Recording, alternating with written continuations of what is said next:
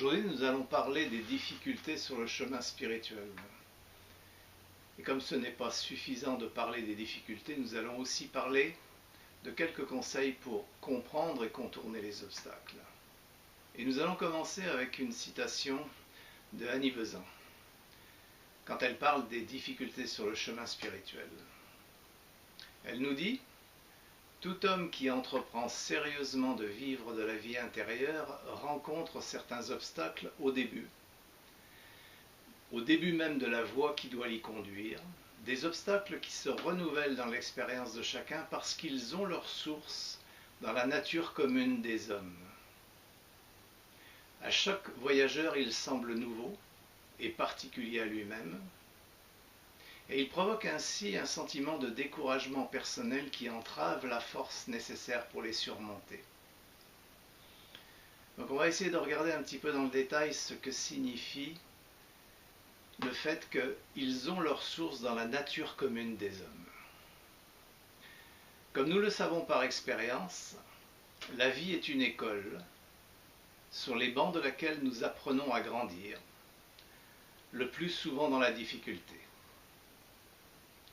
L'école de la vie nous perturbe souvent car elle ne semble pas répondre a priori à nos attentes fondamentales, comme la joie, le bonheur de vivre, la réussite personnelle, le confort, la satisfaction de nos désirs, qu'ils soient matériels ou spirituels. Peut-être que nous ne comprenons pas ou que nous comprenons mal la vie sur cette planète à ce stade de notre évolution. Il est certain que si nous considérons cette vie comme le fruit du hasard depuis la création du système solaire et de la Terre, elle ne peut être que totalement incompréhensible et surtout dénuée de sens. La science moderne nous dit que notre système solaire, comme les milliards d'autres que nous pouvons apercevoir dans le ciel, résulte de l'accrétion d'un ensemble de poussières d'anciennes étoiles qui, obéissant à une des lois fondamentales de l'univers, la gravitation, se sont accumulées de plus en plus fortement dans une zone de l'espace, jusqu'à provoquer ce que l'on nomme un effondrement gravitationnel dont le résultat a été l'allumage de notre Soleil. Les débris du nuage de poussière restant après la naissance du Soleil ont ensuite condensé pour former les planètes. Nous parlons bien entendu d'une échelle de temps en centaines de millions d'années, voire en milliards d'années. Puis, après une très grande période de refroidissement, nous voyons apparaître et évoluer les différents règnes, végétal, animal, et enfin très récemment, à l'échelle de l'âge de la Terre, le règne humain. Et tout ça par hasard, selon les évolutionnistes, ou bien par l'unique volonté du Dieu des chrétiens selon les créationnistes. Avec ce modèle-là, il y a peu de chances que nous puissions donner une signification à ce qui nous entoure et à notre propre pèlerinage sur cette terre. Comprendre les difficultés dans lesquelles nous nous débattons exige d'abord une vision du schéma global d'évolution dans laquelle nous avons un rôle à jouer. Car nous avons un rôle à jouer. Un rôle qui s'inscrit dans la continuité de l'évolution de la vie et de la forme selon le modèle enseigné par la théosophie et corroboré par les traditions du monde. Ce modèle est bâti sur les trois propositions fondamentales exprimées par Madame Blavatsky dans sa doctrine secrète. Tout d'abord, un principe éternel, immuable, illimité et omniprésent, qui est la base et l'aboutissement de tout ce que nous sommes et faisons. Ce principe est au-delà de toute compréhension et de toute représentation ou spéculation intellectuelle. C'est la réalité absolue d'où toute la manifestation procède. Ensuite, on parlera de l'éternité de l'univers et de ses cycles réguliers de manifestation-obscuration. Et enfin, on parlera de l'identité fondamentale de toutes les âmes avec l'âme universelle et le pèlerinage obligatoire de chaque âme individuelle au travers du cycle des incarnations, conformément à la loi de karma. En clair, cela signifie que chaque étincelle de l'âme universelle, c'est-à-dire nous, doit parcourir toutes les étapes du schéma évolutionnaire avant qu'elle ne puisse être totalement consciente dans tous les niveaux de son être. Pour aller plus loin dans la compréhension de nos difficultés, il importe de savoir à quel stade de ce développement évolutionnaire nous sommes arrivés. Les règnes minéral, végétal et animal ont été les laboratoires du développement des trois véhicules inférieurs, le corps physique, le corps des émotions et le corps mental. L'arrivée de l'homme a apporté une accélération dans le schéma évolutif avec la capacité nouvelle de conscience de soi et de libre arbitre. Là où l'animal est essentiellement dans un mode d'action réactif basé sur l'instinct, l'homme a commencé à développer cette faculté de ratiocination qui lui donne la possibilité de diriger ses actions selon une forme plus élaborée, plus directive. Il peut analyser toute situation de vie et décider d'engager des actions en fonction des résultats de cette analyse. Ce libre arbitre est vital pour diriger notre énergie et le cours de notre vie, et en même temps, il peut être en partie à l'origine de nos difficultés. En effet, la décision qui va précipiter l'action est conditionnée par, d'un côté, nos capacités à percevoir l'intégralité d'une situation de vie, et de l'autre, l'épaisseur du filtre déformant induit par notre conditionnement. Nous ressemblons à des malvoyants ayant mis un bandeau sur les yeux pour mieux voir. Essayons de repousser un petit peu le bandeau. Notre position dans le schéma évolutif est une clé importante pour comprendre nos modes de fonctionnement. Et ce n'est pas si complexe que cela. Une des pistes de compréhension peut venir de l'observation de nos comportements. Nous sommes maintenant tout à fait à même d'analyser, d'évaluer une situation de vie et, selon nos valeurs, notre éthique, de prendre une décision qui va conditionner notre marche. Ceux qui volontairement se sont engagés dans le chemin spirituel ont acquis une certaine connaissance d'un modèle du monde, d'une philosophie des choses et de règles à suivre. Jusque-là, c'est relativement simple et à la portée de tout un chacun, quel que soit le mouvement suivi. Et sur la base de cette compréhension, la capacité à agir dans la direction souhaitée ne devrait pas poser de difficultés. Prenons un exemple simple. La théosophie, comme le bouddhisme et l'hindouisme, prône le végétarisme et l'abstention de boissons alcoolisées, par respect de la vie et à cause des destructions générées dans la structure des différents corps de l'homme. Et pourtant, beaucoup de ces fidèles, qui eux-mêmes se font l'avocat de ces valeurs, ne respectent pas ces engagements. Ce type de comportement n'est pas que l'apanage des religieux. Par exemple, un autre exemple, je suis diabétique, mais je ne peux résister à une petite gâterie sucrée. L'explication de ces réactions réside dans notre constitution elle-même et son stade de développement. La nature a évolué le monde du physique et celui des émotions, et a commencé, avec son échelle de temps, à évoluer le monde mental. Quand nous parlons d'évolution, bien sûr, nous parlons ici de l'éveil des différents véhicules de l'homme à la conscience divine, selon le modèle de la théosophie. Cette conscience est active dans l'ensemble des véhicules, depuis le corps physique jusqu'au corps causal, mais avec des intensités différentes. C'est le principe même de la manifestation divine d'être conditionné par la forme dans laquelle elle s'exprime.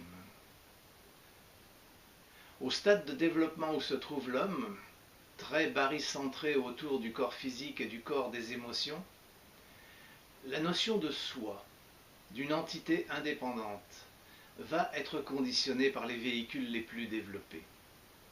Et il existe une tendance naturelle à s'identifier avec ceux-ci. L'athée va se reconnaître dans son corps physique, le psychologue dans le corps des émotions, le philosophe dans son corps mental, le religieux avec le corps causal. Mais en réalité, tout être humain est la combinaison de l'ensemble de ses corps à différents niveaux de développement. Madame Blavatsky nous a expliqué qu'à ce stade de notre développement, la conscience de la majorité du règne humain est centrée sur le corps des sensations et des émotions. C'est notre principale source de contact avec le reste du monde. C'est pour ça qu'il est important de ne pas l'ignorer. Ce contact étant source de plaisir et de souffrance. Une grande partie de l'humanité est dans ce mode de fonctionnement. C'est la cause de la plupart des conflits. Car en effet, si la majorité de l'humanité qui peut comprendre les valeurs fondamentales de la vie pouvait les mettre en œuvre, la souffrance ne régnerait plus en maître. Donc pour comprendre nos difficultés sur le chemin spirituel, il est important d'être conscient de ces facteurs qui font partie de notre héritage. Les valeurs de la théosophie sont centrées principalement autour de la fraternité sans condition, l'altruisme et le service à autrui.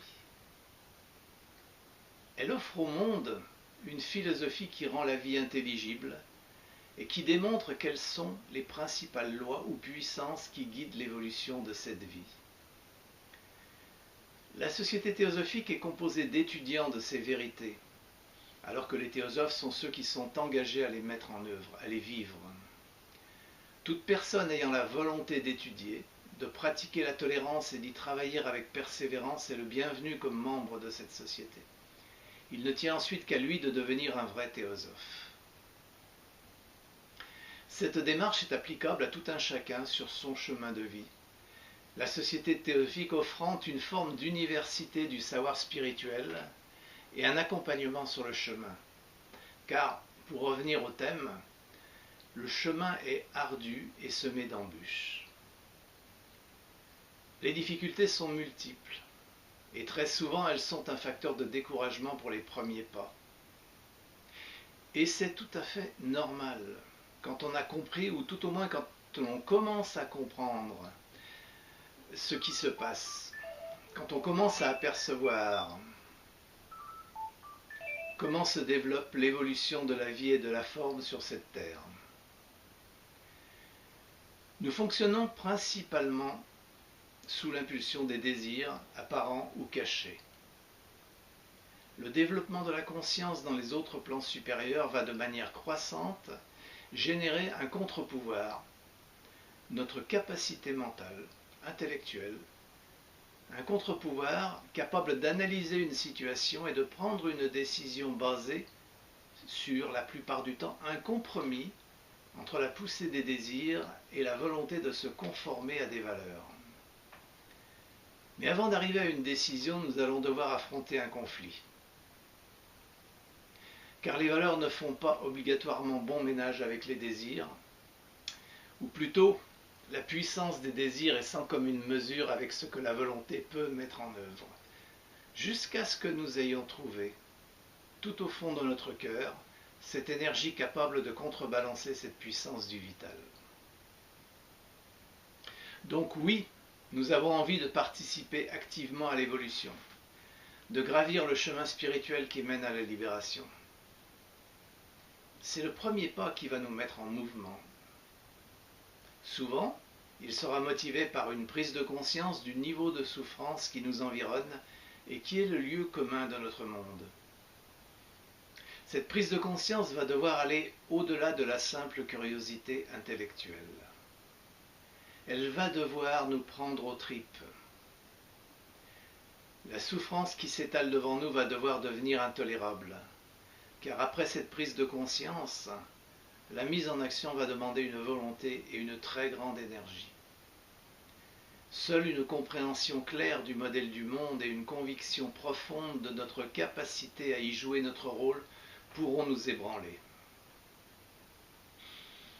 Un facteur important dans la compréhension de nos modes de fonctionnement est l'aspect cyclique de la vie sous forme humaine.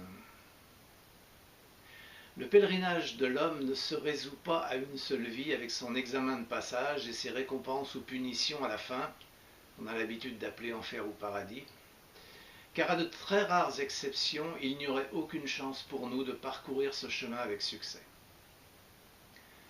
Or, l'enseignement théosophique nous dit que tout le monde, là aussi à quelques exceptions près, accomplira son voyage initiatique vers le stade ultérieur qui attend l'humanité.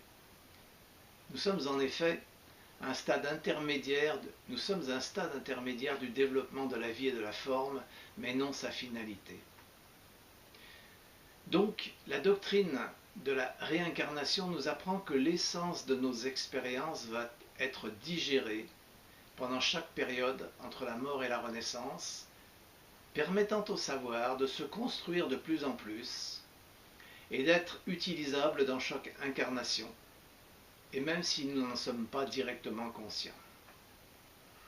Ainsi, cette courbe d'apprentissage est-elle continue, et elle va nous permettre, comme un cursus scolaire, de faire de l'acquisition d'expériences et de connaissances qui vont nous donner les outils nécessaires pour concentrer l'énergie de notre volonté, donnant ainsi la possibilité de réorienter nos actions vers la mise en œuvre des valeurs fondamentales de la vie, plutôt que de se laisser balloter par les vagues du monde vital.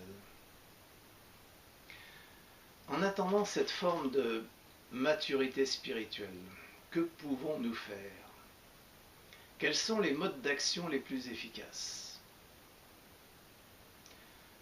Apprendre, bien entendu.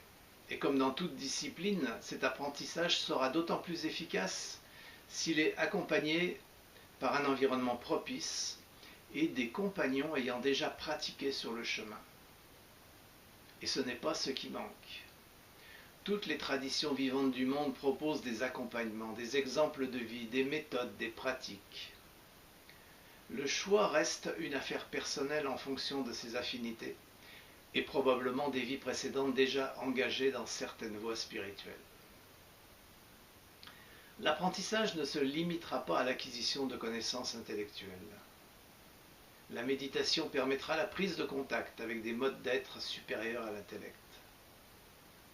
Enfin, l'action. La mise en œuvre des valeurs apprises sera aussi essentielle. Nous avons vraiment de quoi remplir nos vies utilement au service du développement de l'humanité. Encore faudra-t-il ne pas tomber dans la trappe de l'ego, avec un petit e, le petit ego, le vizir qui veut absolument être calife à la place du calife. Car une fois la transformation ou la réorientation des énergies vitales maîtrisées, la difficulté suivante réside précisément à ce stade où l'ego, cette cristallisation momentanée, cette identification de la conscience avec les énergies des véhicules inférieurs, va prendre les commandes de notre machine pour satisfaire son besoin primal, qui est de continuer à exister, alors que sa nature est transitoire. Cette difficulté n'est pas de la même nature que la première, et son traitement va faire appel à une autre technique. Puisque cet ego ramène tout à lui, il va falloir réorienter l'énergie qu'il capte ailleurs, et cet ailleurs s'appelle les autres, c'est-à-dire le monde qui nous entoure. Il est important de comprendre que l'ego ne peut résoudre la difficulté de l'ego. Dès que l'ego s'approprie une démarche, il ramène l'énergie autour de lui. Dès lors, nous faisons face à une difficulté majeure car nous allons devoir entrer en contact avec un mode d'énergie que l'ego ne peut pas appréhender. C'est l'énergie spirituelle présente sous forme subtile au centre de notre cœur. Pour y accéder, il faudra d'abord faire taire le mental et son flot de pensées incessant. Quand le tsunami des pensées s'affaiblit, un début de perception de cette nouvelle énergie est possible. C'est ce que saint Jean de la Croix appelle la nuit de l'entendement. Un cauchemar pour l'ego, une voie dans laquelle il ne voudra pas s'engager. Abandonner volontairement la compréhension intellectuelle de notre monde nous semble trop radical, trop déstabilisant. Aujourd'hui, car nous sommes tellement ballottés par les forces du vital, tellement confortables à l'intérieur du château fort du mental, que nous ne pouvons imaginer abandonner ce mode d'être. Pourtant, C'est une étape indispensable pour accéder à l'étape suivante que les mystiques appellent l'union avec Dieu. Ouvrons-nous à cette énergie infinie, devenons les véhicules, les canaux qui déverseront cette ambroisie, seuls capables de nous aider sur le chemin spirituel et ainsi de contribuer à la marche en avant de l'humanité.